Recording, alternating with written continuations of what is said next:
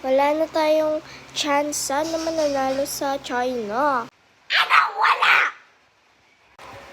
At saka, huwag na huwag kayong magagalit sa China. Alam niyo bakit? Kasi, yung gobyerno nila ang umuutos sa kanila na gawin ang Philippines.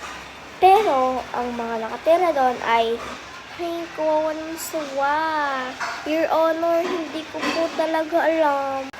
At saka, pwede natin silang labanan kasi matatakotin sila. At tinatakot nila tayo hindi sa emosyon nila at sa strong nila. Ang tinatakot nila sa atin, ang mga armas nila. Kaya huwag kayong matakot. Kutusan ko kayo dyan eh. Gal kayo. Yun lang, bye.